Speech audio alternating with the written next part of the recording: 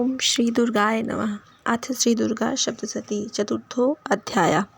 इंद्रादि देवताओं द्वारा देवी की स्तुति। सिद्धि की इच्छा रखने वाले पुरुष जिनकी सेवा करते हैं तथा देवता जिन्हें सब ओर से घेरे रहते हैं, उन जया नाम वाली दुर्गा देवी का ध्यान करें। उनके श्रीअंगों की आभा काले मेघ के समान श्याम है। वे अपने कटाक्षों से शत्रु समूहों को भय प्रदान करती हैं। उनके मस्तक पर आबद्ध चंद्रमा की रेखा शोभा पाती है। वे अपने हाथों में शंख चक्र कृपाण और त्रिशूल धारण करती हैं। उनके तीन नेत्र हैं। वे सिंह के कंधे पर बैठी हुई, वे सिंह के कंधे पर चढ़ी हुई हैं और अपने तेज से तीनों लोगों को परिपूर्ण कर रही हैं। ऋषि कहते हैं, अत्यंत पराक्रमी दुरात्मा महिषासुर तथा उसकी दैत्य सेना के देवी के हाथ से मारे जाने पर इंद्र आदि देवता प्रणाम के लिए गर्दन तथा कंधे झुकाकर उन भगवती दुर्गा का उत्तम वचनों द्वारा स्तवन करने लगे। उस समय उनके सुंदर अंगों में अत्यंत हर्ष के कारण रोमांच हो आया था। देवता बोले, संपूर्ण देवताओं की शक्ति का समुदाय ही जिनका स्वरूप है तथा जिन देवी ने अपने शक्ति से संपूर्ण जगत को व्याप्त कर रखा है, समस्त देवताओं और महर्षियों की पूजनीय जगदम्बा को हम भक्तिपूर्वक प्रणाम करते हैं। वे हम लोगों का कल्याण करें। जिनके अनुभव प्रभाव और बल का वर्णन करने में भगवान श्रेष्ठ न ब्रह्मा जी तथा महादेव जी भी समर्थ नहीं है। वे भगवती चंडिका संपूर्ण जगत का पालन एवं अशुभ भय का नाश करें। जो पुण्यात्माओं के घरों में स्वयं ही लक्ष्मी रूप से, पापियों के यहाँ दैत्यता रूप से, शुद्ध अंतःकरण वाले पुरुषों के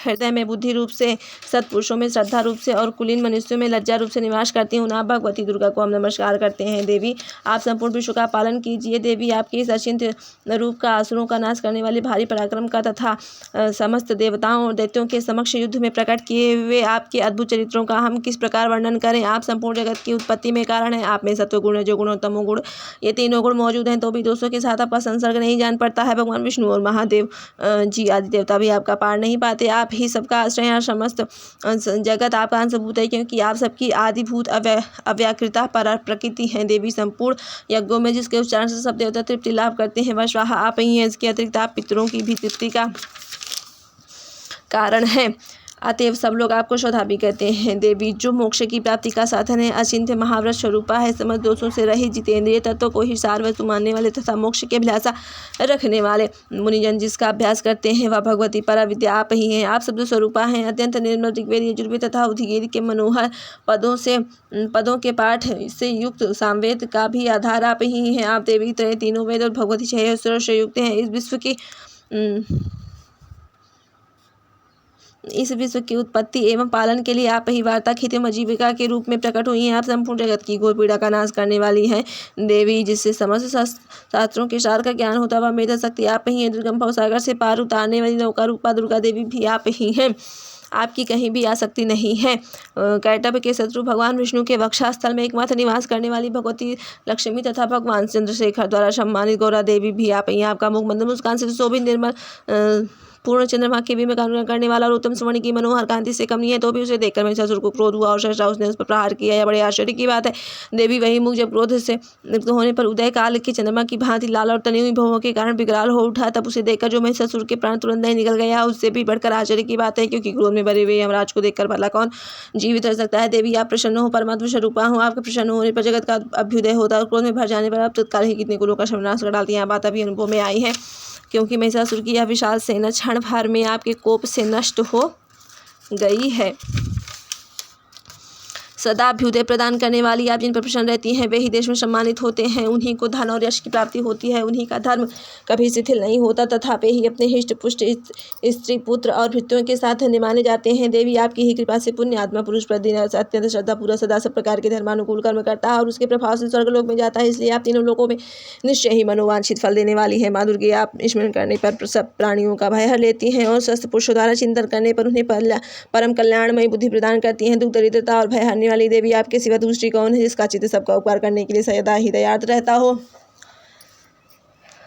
देवी, इन राक्षसों के मारने से संसार को सुख मिले तथा ये राक्षस चिरकाल तक नरक में रहने के लिए भले ही पाप करते रहे हों, इस समय संग्राम में मृत्यु को प्राप्त होकर स्वर्गलोक में जाए। निश्चय ही यही सोचकर आप शत्रुओं का वध करती हैं। आप शत्रुओं पर शस्त्रों का प्रहार क्यों करती हैं? समस्त शस्त्रों को दृष्टिपात मात्र से ही भस्म क्यों नहीं कर देती? इसमें एक रहस्य है। ये शत्रु भी हमारे शत्रुओं से पवित्र होकर उत्तम लोकों में जाएं, इस प्रकार उनके प्रति भी आपका विचार अत्यंत उत्तम रहता है। खड्ग के तेजापुंज की भयंकर दीप्ति से तथा आपके त्रिशूल के अग्रभाग की घनी पूरी प्रभा से चौंधिया कर जो अस्त्रों की आंखें फूट नहीं गई, उसमें कारण यही था कि वे मनोहर रश्मियों से युक्त चंद्रमा के समान आनंद प्रदान करने वाले आपके इस सुंदर मुख का दर्शन करते थे। देवी, आपका शील दुराचारियों के बुरे बर्ताव को दूर करने वाला है। साथ ही यह ऐसा रूप है जो कभी चिंतन में नहीं आ सकता है और जिसकी कभी दूसरों से तुलना भी नहीं हो सकती, तथा आपका बल और पराक्रम तो उन दैत्यों का भी नाश करने वाला है जो कभी देवताओं के पराक्रम को भी नष्ट कर चुके थे। इस प्रकार अपने शत्रुओं पर भी आपने दया ही प्रकट की है। वरदानी देवी, आपके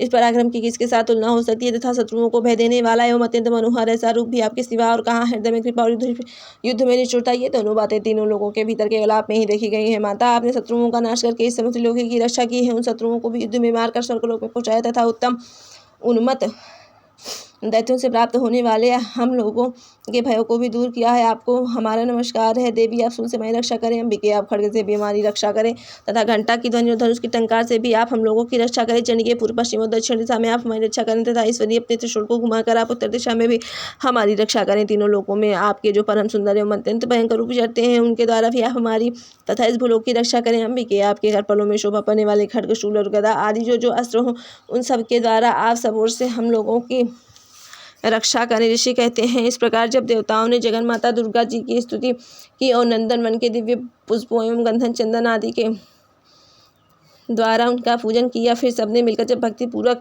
दिव्य धूपों की सुगंध निवेदन की, तब देवी ने प्रसन्न वदन होकर प्रणाम करते हुए सब देवताओं से कहा। देवी बोली, देवताओं, तुम सब लोग मुझसे जिस वस्तु की अभिलाषा रखते हो उसे मांगो। देवता बोले, भगवती ने हमारी सब इच्छा पूर्ण कर दी है, अब कुछ भी बाकी नहीं, क्योंकि हमारा यह शत्रु महिषासुर मारा गया। महिष जीतने पर भी यदि आप हमें और वर देना चाहती हैं तो हम जब आपका स्मरण करें तब आप दर्शन देकर हम लोगों की महान संकट से दूर कर दिया गया तथा प्रसन्न होगी। अम्बे, जो मनुष्य इन स्रोतों द्वारा आपकी स्तुति करे उसे वित्त, समृद्धि और वैभव देने के साथ साथ ही उसकी धन और स्त्री आदि संपत्ति को भी बढ़ाने के लिए आप सदा ही हम पर प्रसन्न रहे।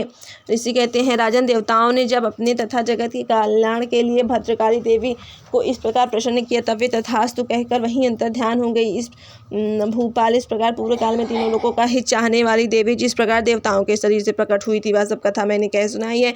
अब पुनः देवताओं का उपकार करने वाली वे देवी दुष्ट दैत्यों तथा शुंभ निशुंभ वध करने एवं सब लोगों की रक्षा करने के लिए गौरा देवी के शरीर से जिस प्रकार प्रकट हुई थी, वह सब प्रसंग मेरे मुँह से सुनो। मैं उसका तुमसे यथावत वर्णन करता हूँ। इस प्रकार से मार्कंडेय पुराण में श्रावणी मंत्र की कथा के अंतर्गत देवी महात्म्य सक्रादि स्तुति नामक चौथा अध्याय पूरा हुआ।